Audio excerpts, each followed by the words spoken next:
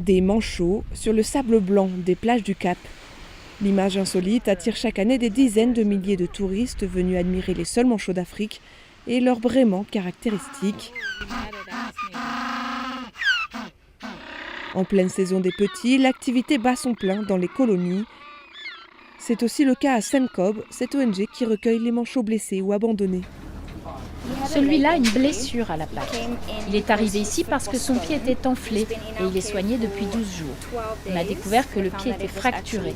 On essaie donc de lui mettre une attelle pour qu'il puisse former une callosité et ainsi guérir correctement. Senkob accueille en moyenne 1 millier de manchots chaque année.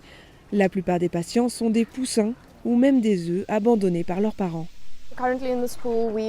Actuellement, nous accueillons dans ce bassin une trentaine de jeunes manchots qui viennent d'œufs abandonnés. Nous accueillons en moyenne entre 200 et 500 poussins par an. Nous constatons des abandons massifs à cause du changement climatique. Donner une chance à chaque œuf est devenu crucial alors que la population de manchots a diminué de 97% en 100 ans. L'une des causes initiales est l'exploitation massive du guano comme engrais au XIXe siècle. Ces couches de fientes d'oiseaux accumulées pendant des siècles dans lesquels les manchots creusaient des terriers, ainsi bien isolés et protégés. Cette exploitation du guano a entraîné la disparition totale de l'habitat naturel de reproduction des manchots du Cap.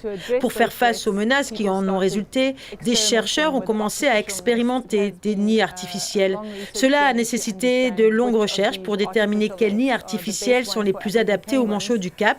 Ces photos montrent différents types de nids. On trouve des nids en béton, des nids en fibre de verre et des nids plus récents en céramique.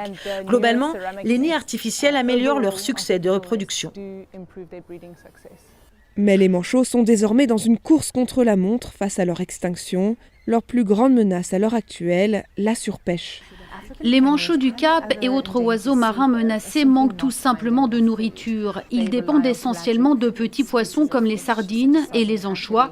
Et comme il s'agit d'espèces pêchées commercialement, la concurrence entre l'industrie et les animaux marins est très forte. Alors que Senkob recueille de plus en plus de manchots affamés, le nombre de couples reproducteurs est passé de 43 000 à moins de 8 000 en 30 ans. Après des années de lutte, leurs défenseurs ont enfin réussi à décrocher en mars dernier un accord garantissant de vastes zones interdites à la pêche d'anchois et de sardines autour de 6 colonies. Nous sommes ravis de cet accord. Je pense que c'est le début de la protection de leurs sources de nourriture, mais il reste encore beaucoup à faire. Ces fermetures seront bénéfiques, mais au-delà, la concurrence reste un problème. L'accord est renouvelable pour 10 ans jusqu'en 2035, l'année fatidique où les chercheurs redoutent l'extinction des manchots du Cap. Ce sera l'occasion d'évaluer ces efforts de conservation.